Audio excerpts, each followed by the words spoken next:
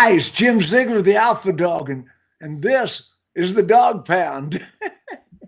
Oh man, I'm having the best day. How you guys doing? Good, doing good. And I've always said one of the most brilliant women in the car business, my friend Jennifer Briggs from Next Level Briggs Consulting. How's that title? It's next level digital solutions.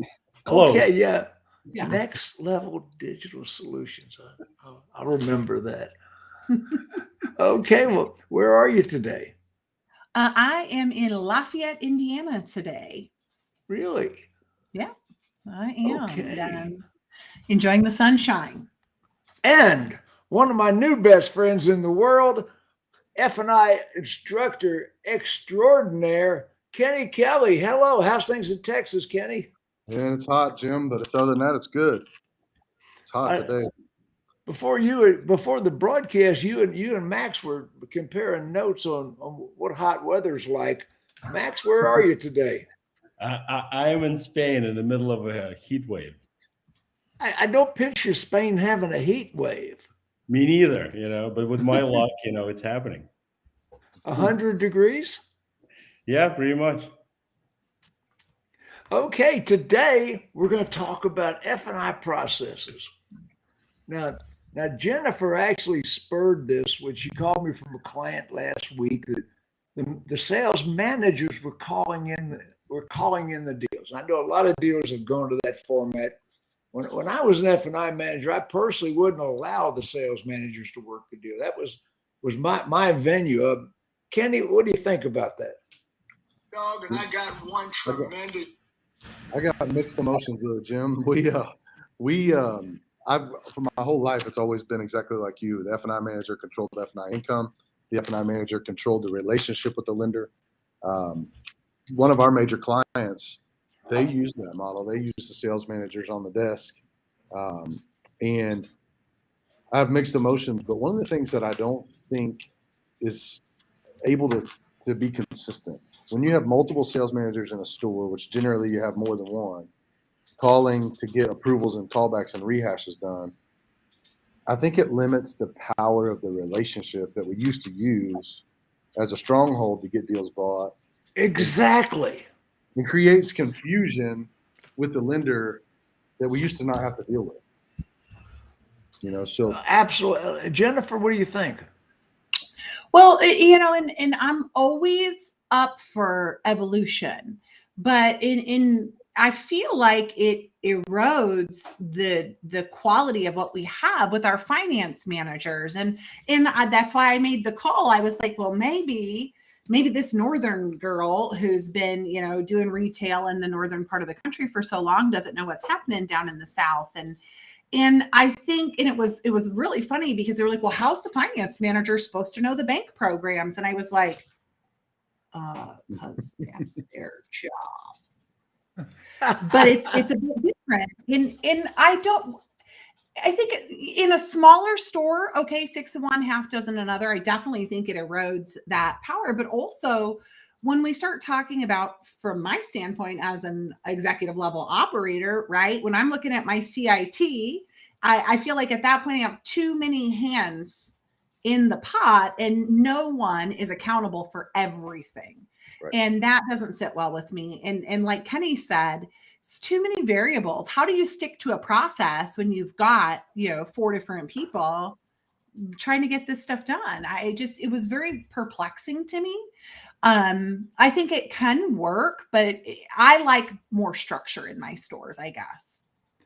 Max, what's your thoughts? So as a contrarian, right? Oh, okay. I'm ready for this. Okay, here we go. Listen, if we all agree, right, we might as well end the show now, right? And be like, have a nice day, guys. Okay, so you're all for the sales managers calling the deals in. Tell me about that. No. I'm all for the general manager to call in deals. Because ultimately, it's the general manager who's going to die by the sword. It's not the finance manager. It's not the sales manager. The person who's going to get thrown out, okay, for not performing is the general manager.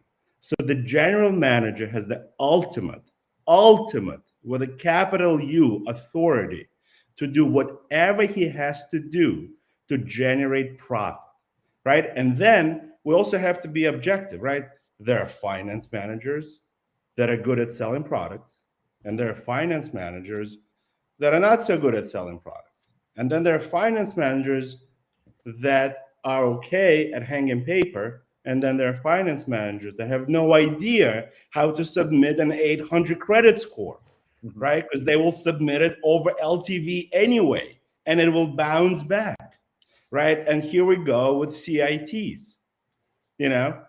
So at the end of the day, I think if you have a real F&I director responsible for hanging paper, then yes, that's the person who should control the lending relationship and everything else. But if you're not, Anande Gator here on the sidebar says you're full of it. well, I'm not full of it because I'm saying it as a former general manager, as a former director of finance, and I don't know who that person is, and you know what position he has ever held. He didn't say you're full of it. I sort of paraphrased him. Right. At the end of the day, listen, I'm telling you, you know, if you have a capable director of finance who can hang paper and get deals funded, no problem. But sometimes the general manager has the ultimate authority to get involved and call the bank and get the deal rehashed. I agree. I'm going to jump in with my opinion in sales just a managers second. cannot do that under any I'm going to jump in with my opinion in just a second, Max, but we were just joined by a good friend of mine, Shaka Dyson. Hello, Shaka. Oh, What's going on, champion? Hey, sorry to pop in here late, man. Technical difficulties, man, but I made it. if it's a sales meeting, I'd have locked you out. hey, I know that's right. But I know how to walk into a door in a sales meeting, man. When I tried to pop onto your stream earlier, I had to sign up and do all that other crazy madness, but I'm here. Okay, well, we're talking about the sales manager versus the F&I manager calling the deals in. We're talking about processes, and that's the first part of the process we're talking about. What's your take on that? Sales manager at the desk is going to call the deal in.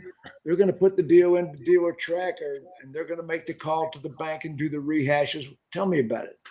I mean, preferably I'd like finance managers to call deals in, but if the desk calls it in, it's no big deal. I mean, that's the least of my problems, as long as they don't shotgun the deals. The process in my dealer group, when I was the head of the F&I department for the 34 stores, of which you know which one I'm talking about, the process is that the desk could call it in easy, right? But there was no shotgunning, meaning you send it to a max of 1 or 2.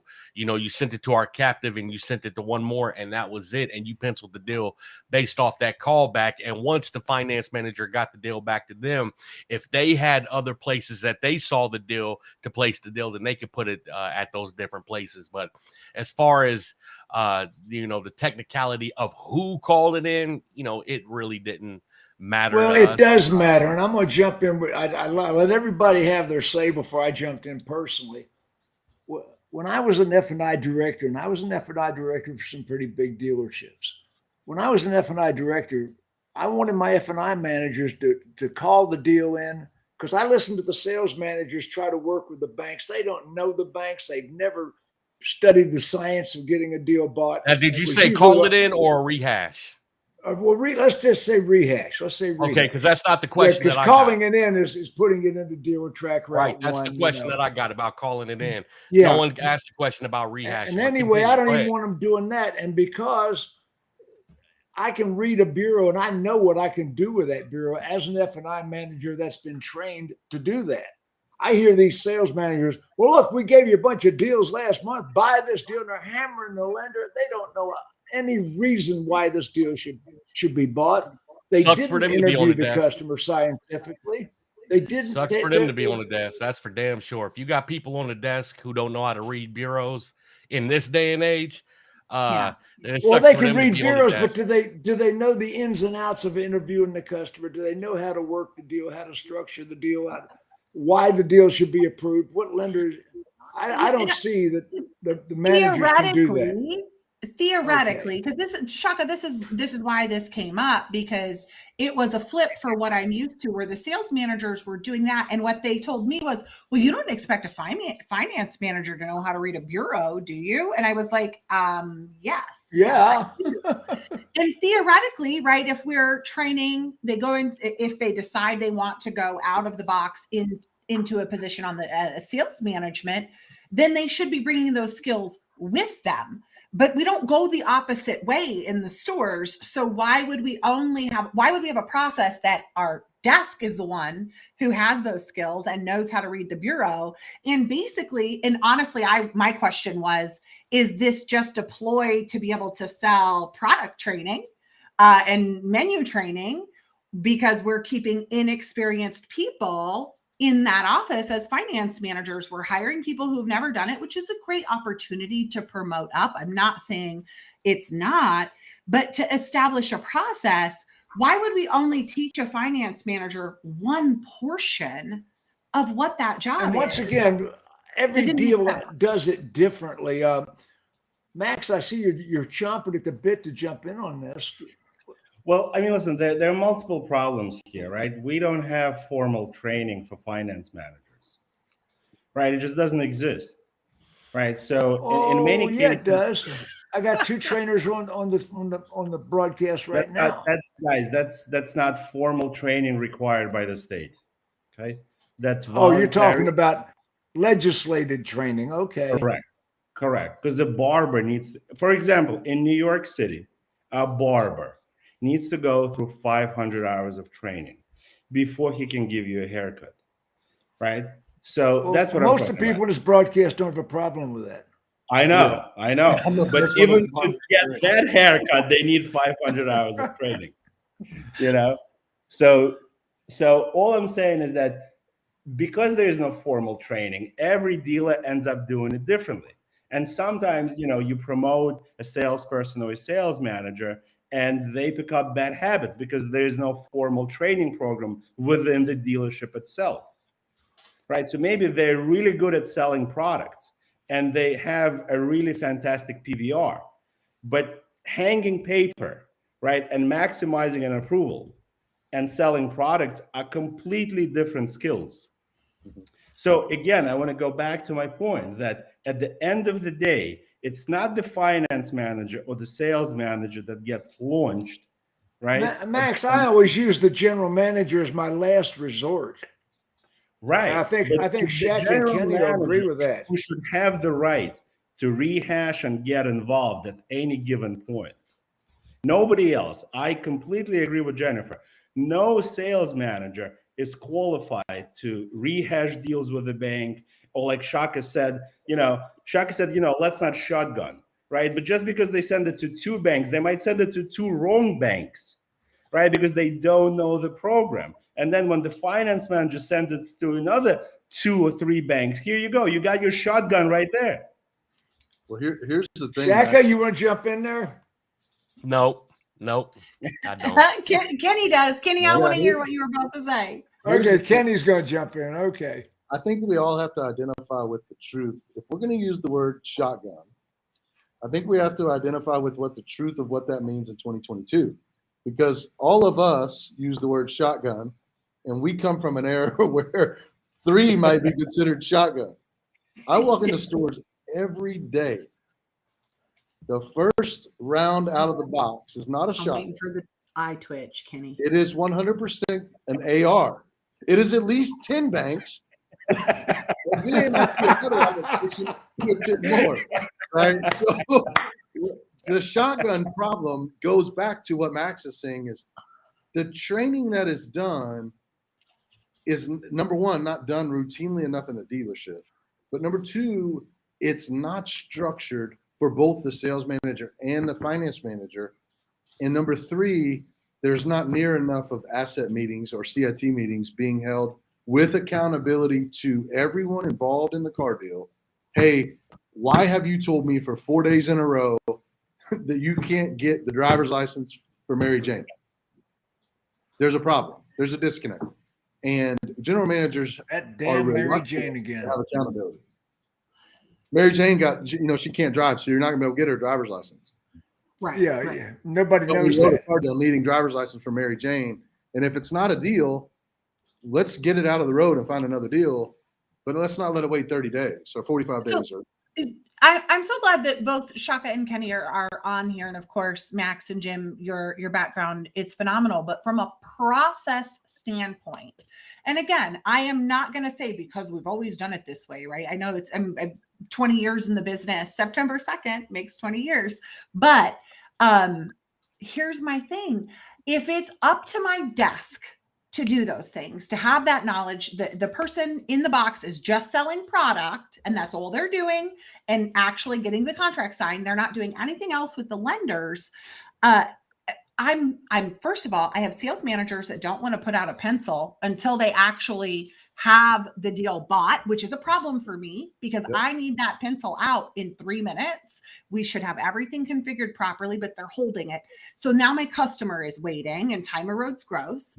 But also there are other functions that those sales managers are responsible for, and they can't do everything. We have finance professionals. I want to ask Shaka a question on that a second. And I'll get back to you on that, Jennifer. But Shaka, let me ask you a question. You teach F&I schools, right?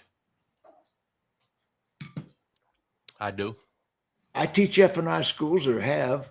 Kenny teaches F&I schools. How many sales managers are in your F&I classes? In mine, very few. Very few. Kenny? few, I would agree. Now, I will tell you this though. Wait, Kenny, you got few? Okay, go back, Shaka. You go ahead. I will tell you this, man. Every week for the last 3 years now, I've been teaching general managers and owners every single week. I got about 400 videos, including this morning, as proof that I teach them every single week because I own a company called the F&I Excellence Council. I built it at the very top end of COVID about 3 years ago. Okay. Every one of the benchmarks in every one of my stores, okay, across the country and including Canada, is $2,000 a copy. And what I do is teach, train, develop, and grow all of these general managers and all of these owners who would hop on here right now and tell you exactly the process that we put within our stores. Mm-hmm. So with that being said, when you ask me a question, I can answer it directly. You know, I'm not here to do the little debates as far as the tit for tats, the irrelevant tit for tats, right? So if you ask me a question, hey, who sends the deal over? I can tell you, but I'll answer that direct question. Now, if you're talking about who's an expert at rehashing, that's a different question, right? If you want to tit for tat about how many banks are shotgunning or whatnot, I can tell you exactly what our processes are, but I don't want to dissect it, right? If your view is different than mine, okay. The difference maybe is that I have an entire track record of dealers who would jump on here right now and tell you. But Shaka, are they taking that training for accountability purposes to make sure that they know the ins and outs so they can hold their team accountable? Or are they the ones doing it every day? Because I'm trying to understand with this evolution, and we all know there's staffing issues right now. Yeah, this is just one question we're going to ask today. What? Yeah, so the one question. Yeah, go ahead. Yeah, so the reason why they take the training is because it's part of my requirement. In order for them to sign up as part of my training, of my live training, my F&I Excellence Council training, it's part of the process. I won't sign their dealership up if they're not part of the training process, because training a skill set to finance managers is one aspect, but you have to be able to train the executive leadership as well on how to build a robust F&I department, or it won't work to its full potential and capacity, right? Mm-hmm. You could talk about service contracts all day long, products all day long, but if if executive leadership in the store don't have the right people, if they don't have benchmarks in their store, if they don't have the right pay plans, processes, or presentations, it doesn't matter what you do with the finance managers, right? So does anybody have? I require it in order for them to sign up. If a dealer wants to sign up with me, but they can't commit to training with me every single week on Tuesdays, I won't sign their store up. Yeah, very good. Let me ask a question, guys. With digital retailing, how much of that is being done online? I'm hearing the digital retailers say, "Oh, we can self-finance online." See, I don't have a believability. I have a believability problem with that. Kenny, what do you think? Well, I mean, there's been stores that have tried it, especially in the Texas market, and we see it in and out in Texas, Oklahoma. The stores that do that, their finance numbers are very, very low in comparison to stores who do a real presentation. And I also don't think the customer is getting a fair shake because the customer doesn't know the ins and outs of each product. They don't know the ins and outs of the service contract or the parts and labor agreement. They're just going on a slideshow on the screen. And in my experience, the stores that have tried that have suffered significantly in F&I compared to stores who are doing the process and running $2,000 or more a copy. Well, how many people are watching the videos anyway? I mean, I see some F&I schools today with people watching a video. I mean, come on, Shaka, are you advocating these people watch a video to buy a service contract? I think you and I have always shared the view on this, man. As I tell people, Zillow can't sell houses, right? It takes a realtor to do that. An app cannot sell F&I products. Why? Because selling is an emotional thing, right? Mm-hmm. So an app can't display the emotion. An app can't reach into a customer's chest and make them feel the value of the product, right? Which is what it takes. Why? Because finance managers get 100% rejection in the back end. It's not like on the sales floor where people walk in to see that nice new vehicle that Jennifer finally got on her lot. And now they come in and they're all excited. What they know about finance is what Bernard put them through the last time they tried to go through finance, right? All they know is when they go back there to finance, they automatically believe my payment is about to go up, my rate is about to go up, and that person back there is about to try to sell me some stuff. So with that being said, that perception doesn't change. So there's no way that an app or a website will be able to sell products to those type of customers that walk into that office. It takes a human being to sell from the soul and to reach in that customer's chest and make them feel the value of that product in order to be able to close them. Okay, I want to ask a good question now. But I want to tag on to this because most of the digital retailing products, the way they're designed to present these F&I products is just like Shaka described the bad experience with Bernard. They wait until the end and just shove it in. If it might not even be set up the right way, it doesn't break down to what it would be per month for the customer. And I don't think digital retailing is supposed to sell it. I think it's exposure. The same way we're exposing our inventory online, if you have the right tool, and it has to be configured, half of the dealers don't even bother putting any products on it, mainly because most of the tools don't let you put it in the right place. Now, I was that crazy dealer a gajillion years ago that had a separate waiting room for my people getting ready to go into finance.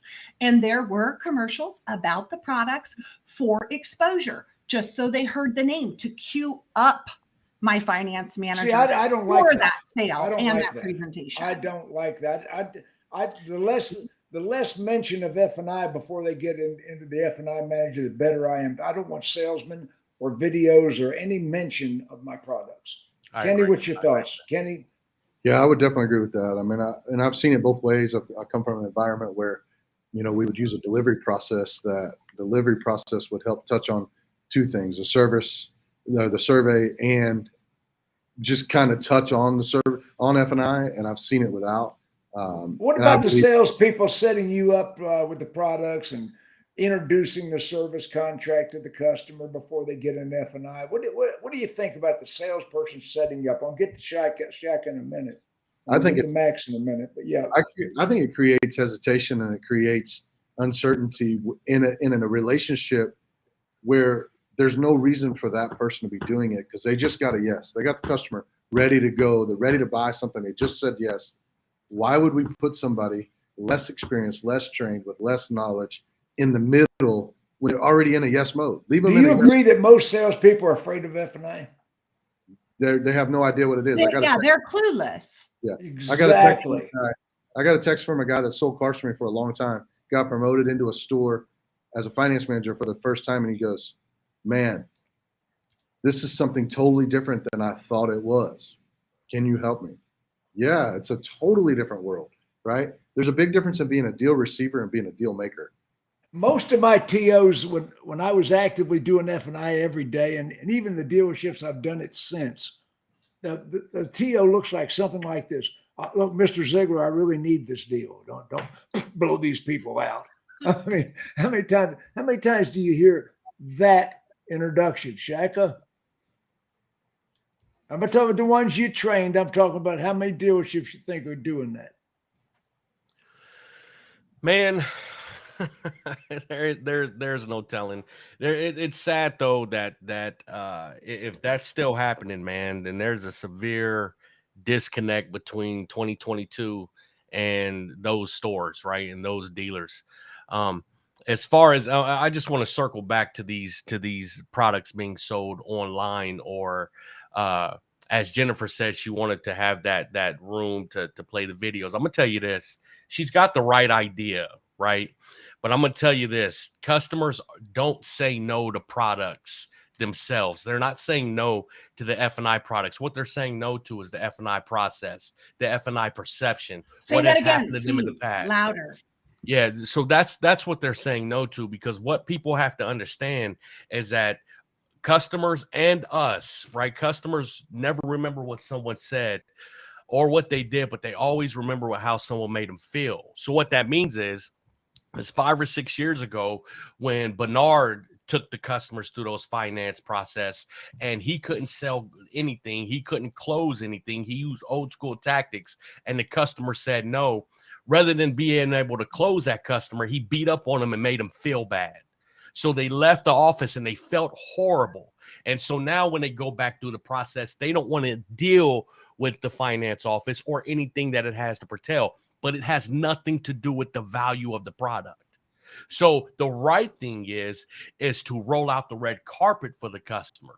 If we could make that the culture in F&I, where the customer was the top of mind, where we took care of the customer, where we roll out the red carpet for the customer so that they're open to seeing all the value that the products have, then guess what? It wouldn't matter then if it's on an app. It wouldn't matter if it's on a website. It wouldn't matter where it is. Why? Because customers wouldn't feel bad when it came to F&I. But just like this gentleman said, where's he at? Kenny. It's just like he said, if the salespeople right now start talking about it, then it causes resistance because of how it was done in the past. Right. But if we can change that culture and start rolling out the red carpet for the customer and not make the F&I process or department, the perception bad, if we can make it good for the customer, then guess what? The product sales and the transparency will follow suit. Max, jump in. So, Well, listen, I think at the end of the day, and I keep going back to the ultimate authority in the store, right? Well, don't do that. Well, listen, what do you mean don't do that? A dealer principal. well, we can't get to the end point until we establish the process, Max. Right, but the process gets established by the dealer principal and the general manager, not the finance manager. Right? There's a chain of command. There's a chain of command in any organization. Finance manager doesn't have the privilege to establish a process. Because again, at the end of the month, it's not the finance manager that gets thrown out. Right? So that's point number one. Point number two, when we talk about the process, you can have different processes, and any process is better than no process, right?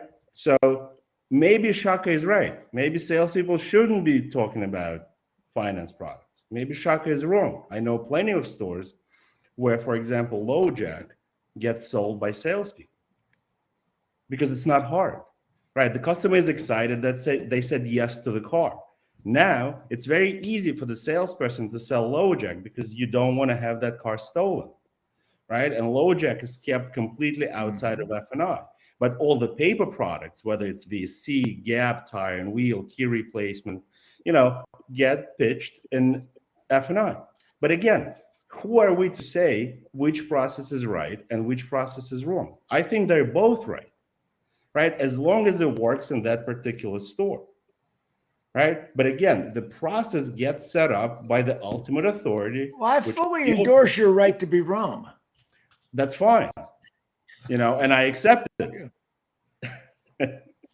Yeah, and I here's think the for thing, me- man. And here's the thing, real quick. So I don't speak on the stores that you currently work for and the successes that you had. All I can do is speak on my track record, speak on the stores that I currently have and the processes that I have in my current stores right now. I don't even know who you are. I don't know your impact on the stores that you've had. All I'm talking about is what we do in my stores currently and the successes that we had in my stores, and my track record speaks for itself. Whether you agree with it or not, I totally respect it, and I respect whatever it is that you put in your stores. Again, unbeknownst to me, unfortunately, I don't know who you are. Unfortunately. Well, There and you what go. I'm trying to learn, and Shaka, I think the point that you made earlier about the friction from the previous experience where they had products rammed down their throats, because for me, I'm thinking about an ultimate professional. They're great at presenting and selling product, but they're also great at the traditional negotiations with the banks, making sure that we're optimizing on profits. But what I'm trying to wrap my brain around is a shift that I'm seeing in certain parts of the country where we are only focusing on training our finance managers on presenting and selling product, not on the other part. And that's why I was glad that you guys are all on the show to talk about it, because I'm wondering if that shift is trying to change the consumer's experience.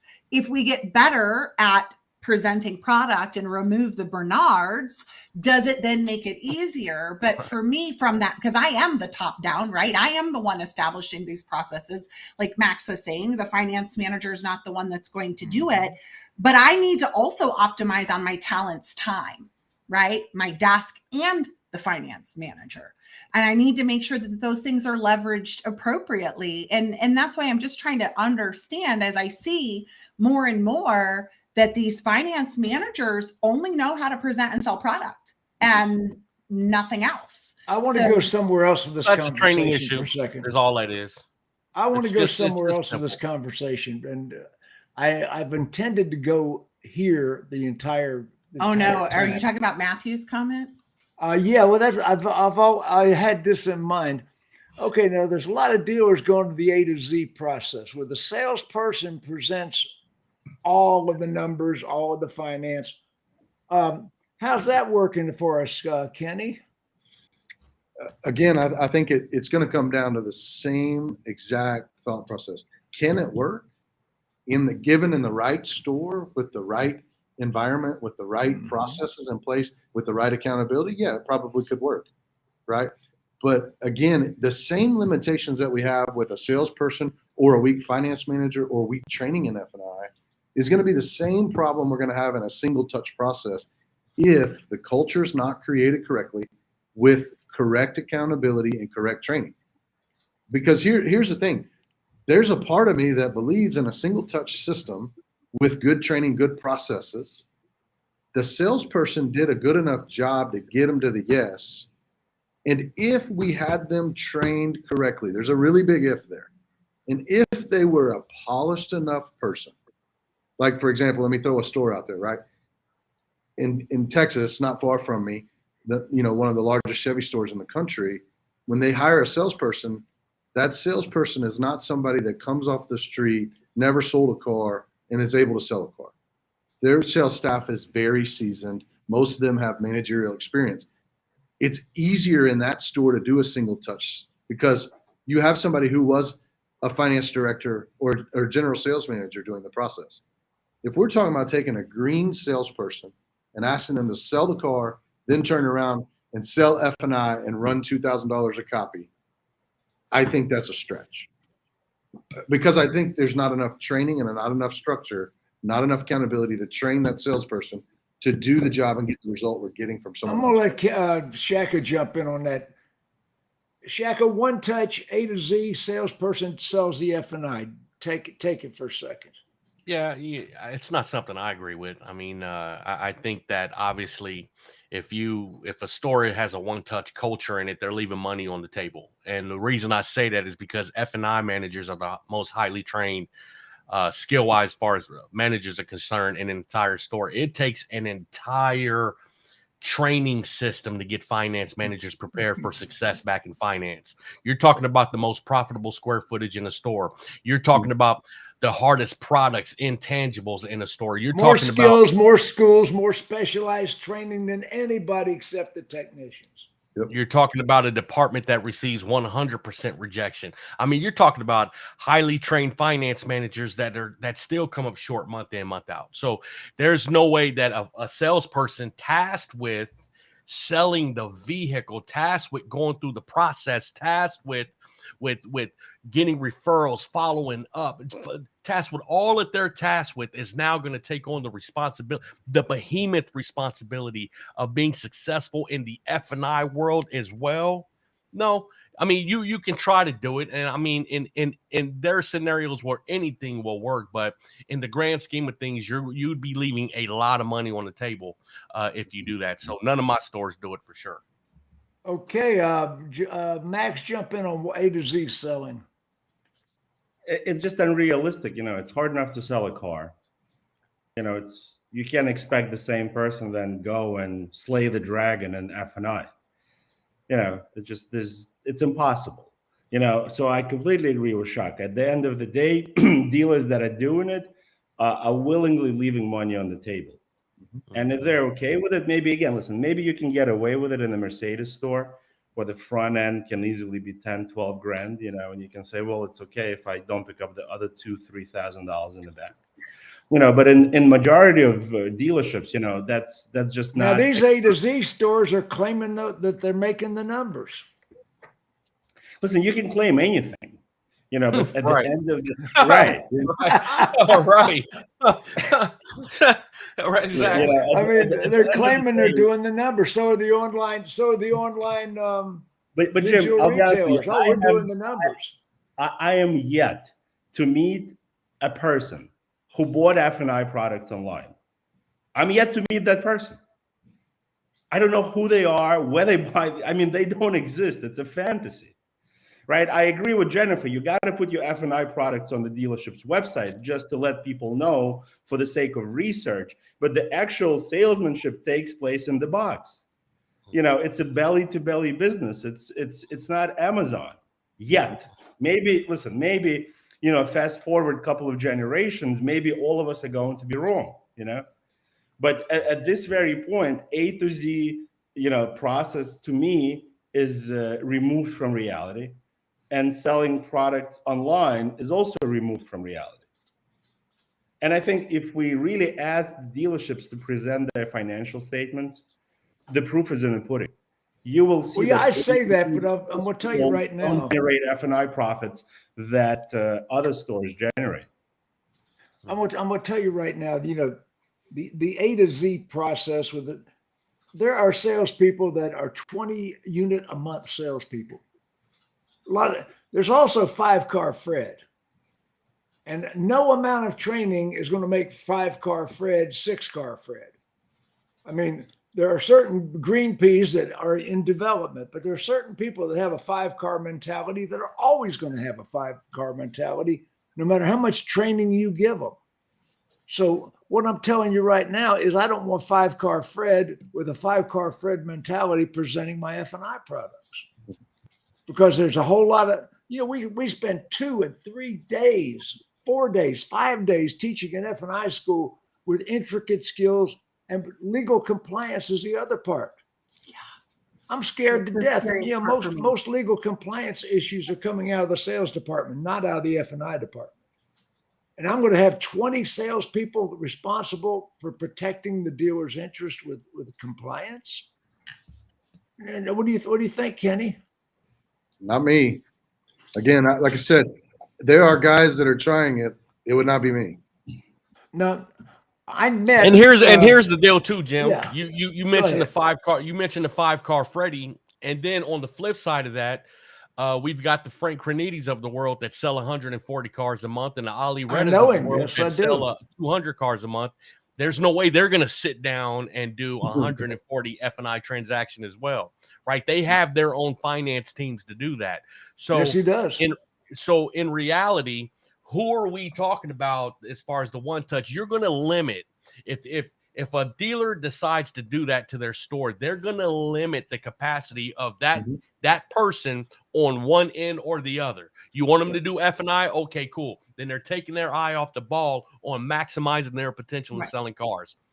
You want them to sell cars? Cool. You're gonna limit their potential on the maximization of the F&I revenue, right? Both need dedicated personnel in order to maximize and to make sure their customers are taken care of. That's the bottom line. Jennifer, jump in. Well, the biggest thing I think for anybody considering, because I'll tell you, of all the stores that I work with, I only have one that is successfully A to Z, all the one person, all the way through. And if there are dealers considering, and I think the biggest issue is it takes a lot of time to create that culture and make it profitable. And you know that we are very impulsive in this space. So if I go through the first 90 days and I'm taking a step back on profit, am I actually going to stick with it? Because the GM of the store, and they are very successful with it now. But when we were going over everything, he's like, Jen, it took me 3 years to make this profitable. It took me 3 years to get this right. Oh, there's a lot of money lost implementing the process. I'm going to tell you that right now. There is a lot. It's a commitment. Now let me slow it down 1 second, because I know what they tell the dealer. We might make a little less profit, but you're not going to be paying an exorbitant finance manager salary. No, we're going to pay. That's part of the appeal to some of the, they don't put that out. You're tripping over dollar, or you're tripping over exactly. dollars times. What? We're paying our F&I manager. Here's the deal. Show me one general manager that pays a finance manager. Show me one. Anybody. Show me an owner who pays a finance guy or gal. Show me one. I have not met one yet. Why? Because us finance managers are paid on the revenue that we generate. There's nobody giving a handout inside of a store. You're not paying us by the hour back in finance. We generate revenue and we get paid a small percentage of it. So there's no one GM, one Shaka, a salesperson can do your job. I've heard that. Yeah, you're overstating it. So, Jim, I think there are deals that I agree, and you know, people can fly as well. You know, I get it, man. You know, in the grand scheme of the universe, you can make sense of anything, right? But in reality, is there data to back it up? In reality, is there a track record to back it up? Walzer, one of the biggest dealers in the Midwest, is all on the single touch. They're more the shop organizations does on the too. Single touch. Sonic does it. Yeah, but the idea is this. It's not that it can't humanly, physically be done. Right. The idea is are they leaving money on the table, which is my point. Yeah. Well, and what happens behind the scenes? Because I will tell you, in most stores, at least the ones that I know of and have personal experience working with that are doing something like that, the consumer's seeing one person, but behind the scenes, I've got team leads. I've got what we would consider the old school desk managers that are doing a lot of the legwork. Well, that's the thing with the one price, Jennifer. In the one price, in the one touch situation, there are managers in the background supervising the salespeople through the F&I process, through the sales process, and they say, so "Well, then we by that the logic of I'm going to eliminate salary is F&I managers gone. They say but the F&I manager is invisible to the customer. That's so there's all you're losing is profit. You're not saving anything from a management expense because they're just they're doing it behind the curtain. Okay, right? Kenny. I mean, you know, the puppet can be the puppet no matter how you want it. But again, and I think we can all agree that the truth is the general manager or the owner in the store is going to make the decision as to what their tolerance will or will not be, right? And if they're willing to forego profit, which very few are, right? And the ones that are, they probably have just not ever had it where they could tangibly see it. But it's super difficult to expect this one-touch process to be as effective as belly to belly with a real finance manager. And it's super naive to think that just anybody can make the intangible world of finance. 5-car Fred versus 20-car Fred. 20-car Susan is not got. Shaka pointed it out. Frank Cornetti hadn't got time to do his own F&I deals. Correct. 20-car Susan hasn't got time to do her own F&I deals. When the I dealer mean, doesn't want to get rid So of they're 20, going to shortcut it. They're going to shortcut it. But also, guys, think of it this way. Right now, every dealership is making a killing selling cars. So the value of the finance department is a little diminished in the overall scheme of things when you can charge 20,000 In perception. Right, but you can charge over Only if you're short-sighted. right. But when you can charge over $20,000, you know, over sticker, for example, or $100,000 over sticker on particular models, you know, the $2, $3, $5, $10,000 generated by F&I becomes a little irrelevant. When, not if, but when we go back to reality, right? I think it's going to be the Coca-Cola experience. Remember when in 1985 they decided to come out with a new Coke, and they decided to change the recipe for the first time in 99 years, right? And that ridiculous experiment lasted 79 days, right? I think that's what's going to happen. So you're saying that one touch is the new Coke? Correct. It's just now you can get away with one touch because you can say, well, of course, Mr. Customer, this G-Wagon goes for 150 over sticker. You know, and if you want tire and wheel with that, great. You know, but when reality kicks in, right, and you are at triple net, right, trying to sell a car, triple net loss, right, then you would realize the value that a real finance department brings that can actually take the deal from underwater and make it profitable. Shaka, how much legal compliance are you teaching? Well, as a description, I don't teach legal compliance as a per. Because you're not a lawyer, you're a Look, layman however, like I am. However, as far as full disclosure and full transparency, we do it all. What I teach is 1,000% more compliant than the so-called outdated menu process. We teach it it's very, very transparent. We don't use leg in our stores. We don't pack a payment in our stores. As a matter of fact, part of my process is when the customer comes in and they sit down, we flip CDK around and we disclose every single number that's on the screen, including finance charges. So there's nothing deceptive about what we do. So as far as compliance is concerned, we cross every T and dot every single I. We generate our revenue from the base payment up, and that's where my finance managers show their value. I think everybody would agree with that, Kenny. Yeah, I would agree. I mean, I think that, you know, Shaka and I think we both stand on the same table and say we don't teach compliance. We teach how to do F&I ethically, transparently, with values and move full transparency. That's right. We don't do. There's no old school. There's no range in payment. There's none of that. It's all full disclosure. And why? Because it's not about the product. Again, it's about the process and perception of finance, right? We want to turn old school F&I, the way of doing it old school, on its ear. This is new. This is modern. As a matter of fact, the customers who walk in the finance office could find out everything they need to before they ever walk in. So why not meet them where they are? Why not be fully transparent? The only reason that people pack payments, use leg, all of that garbage is because they're not confident in their finance manager's skill set. They're not confident in the process and the culture in that F&I department. They feel like they need to deceive, even if it's just a little bit, even if it's a small deception that they can make sense of. They feel like they need to do it in order to hold gross. That's why they'll leave leg and tell a customer that a $2,000 service contract only costs $8 more on the payment, right? When in reality, it's a $5,000 service contract, which is going to cost $90 more on the payment, and get the customer excited about purchasing that $5,000 contract. See, that takes a real skill set, right? So we don't do I don't teach it legally compliance, but I teach something so transparent that it's 1,000% compliant all the way in. I still think an F&I manager needs to learn legal compliance. I've got one of the best. Yeah, I said I don't teach it, attorneys, but I got it. There's AFIP right there. One of the There's best AFIP right there on my wall. One of the best compliance attorneys in the world, Mr. James Ganther's in our audience out there.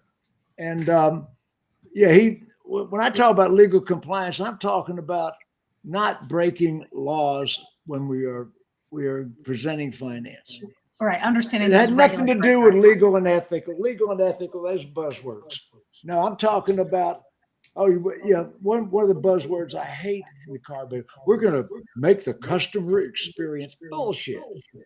Customer experience has become such a bullshit buzzword that people don't even know what it means anymore. Of course, we have always been about the customer experience. I mean, nobody says that. Let's beat the shit out of these people. Nobody said that. I mean, that has never been the goal. So I'm hearing all that. There's a guy that on the sidebar right now has got their speaker too loud. It's feeding back. Let's see. Shaq, is that you? I don't know. Let me see a second. I don't hear anything. I'm hearing a little. But anyway, Matthew Hamilton, evidently, he's a one-touch advocate. He's all over the sidebar. You can read what he's saying here. I think one-touch will work in certain environments, but I don't really believe it's going to maximize profit. Of course, he claims it is, and Kenny, jump in on that. You see what he's written on the screen there. Yeah, I mean, I see it, and if I'm going to play to answer that question specifically, in my opinion, the only way that it will work if you're going to be one touch, I think a couple things have to be identified, and the realization has to be the realization. The first one has to be: do you have enough staff as salespeople to be able to continue to sell enough volume? If you're going to take your sales team away from volume, you're going to have to replace them with two staffs, because you need more sales, and now you need a BDC to make the phone calls that the salesperson can't make because they're doing all their other stuff. You may need a third to do the follow-up for the salesperson because the salesperson doesn't have time, right? Where then I would challenge you, if you're going down that path, how rigid is your training? And when you develop the training that's rigid enough to be able to get this process to work, you're going to find you're going to have to add more staff because you got people in training every hour of the day. And when you get all that added up and you add the comp that you're paying all these people, you can't tell me that that's less expensive than putting a finance team back there and a BDC to help, and letting sales do sales, F&I do finance, and the BDC drive traffic so that we can do volume, right? Especially in today's world. We know volume is a tough game, right? We're seeing 2 to 2.5 to 1 used cars to new cars. Taking a salesperson off the floor to do F&I limits their ability to sell more cars. They're going to want to get paid too. So now your comp's going to go up. The only way to make it work is build a really big mammoth training center and hire more and more and more people. Well, and I think Matthew's question is, I don't think that's necessarily just one touch related. The consumers, even in a one touch environment, they're going to complain that it takes too long, right? Mm-hmm. That's a overall process issue. And even, a shop, right? They have a 1 hour guarantee. But if you read the fine print, it says 1 hour from the time you actually select your car. So once the car is selected, then it's 1 hour and you're done and you're out of there, which I think if we actually looked at I didn't know that. 1 hour from the time you select the car. Oh yeah, you got to read the fine print on this stuff, right? It's 1 hour from the time you select your car. And so when we start talking about that time efficiency, that's a way bigger conversation about listening so that we can actually hear how our customers want us to sell them, whether we're selling a car or we're selling finance. That part that Matthew is talking about, I don't think one touch would solve that. I think that we have to, from an overall process standpoint, understand how it's best to do that. And that's training across the board. And I think that's really what prompted my whole question to Jim that sparked this. If it is best to start these new finance managers and focus only on product, then on the programs, Or do we have them drink from the fire hose? It's the same thing in making sure our salespeople set that expectation and are doing the proper CNA so that they know how to present or what car or what they've got to do to be able to show them and get that yes on the vehicle. And that's really what, in the evolution of everything that's happening in our market, and I get it, what Max is saying, that people have record-breaking profits, but if you're market-driven instead of management-driven, you're not going to be successful in the long run. You're playing the short game. And that's fine. That's fine. Put a comment here and tell me I'm wrong so I can flag your store and watch it when it comes for sale. It's okay. But what I'm trying to find is the most profitable process to put in place for my stores. And I want to know what you guys think is the most profitable process. Here's what I think about this. Ganther says trainers need to get compliance trainers. And he's talking about me and Kenny and Shaka here. We need, and he is the foremost compliance attorney in the industry. If you want to know what's legal and what's against the law, he's got a book. What is it? Compliance for Green Peas, I think, and old car dogs that know it all. So, James Ganther, if you want to know what's right and what's wrong, Jennifer, you know him. Max, you know him. He's the guy. So, legal compliance is going to be a big issue. Yeah, I think Max, if you're big enough, those are two different functions: finance director, compliance director, two separate roles. If you're a big enough organization to support that. I tell you what, on a weekly basis, I have a compliance trainer that sits in on my training, that I actually have on video on my training, that they actually document what I train and send it off to the state to make sure everything that they fact check what I say. And I got the emails right now to back it up that everything that I teach checks off. It's not that I don't have compliance training, and I fully understand what the gentleman is saying that they need, but it's not that I don't have it. I just don't sit and teach it. I just don't reg Z, reg M, reg this, and reg that to that, because that's what trainers go to when they don't know how to teach regular finance. That's their go-to. I'm going to compliance train. That's the catchword for the store. I'm going to compliance train. Fear-based. What they need to do is teach, train, develop, and grow a GM, an owner, and an F&I team how to build a robust F&I department that's fully transparent and fully discloses all information that has the customer's experience at the front. And if we take that approach, the compliance takes care of itself. Max? Well, listen, I'm a big believer in separation of labor, right? So when you go to a hospital, right, there's a specialist for this, there's a specialist for that. You don't go and see one doctor. Same thing with the A to Z process. I think it's just removed from reality in normal market conditions.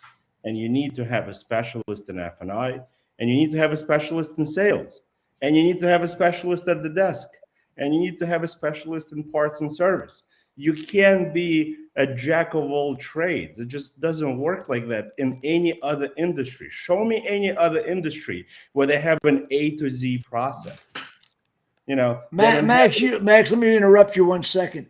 You just brought something to mind. Pay plans. A pay plan is a job description. I think everybody on this broadcast will agree with that. People do what they get paid to do. Anytime I've been in a dealership, and I've been in thousands of dealerships, anytime I've been in a dealership where there was a common pay plan, where the sales manager, the F&I manager, everybody was paid the same amount. It was all percentages of the total gross. Guess what? Production went down. Production went down when people weren't defending their own profit center.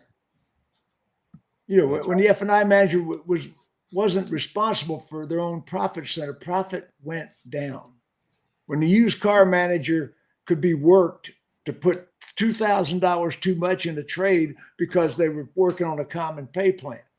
And it was amazing how the departments would pressure each other and it wouldn't work anymore.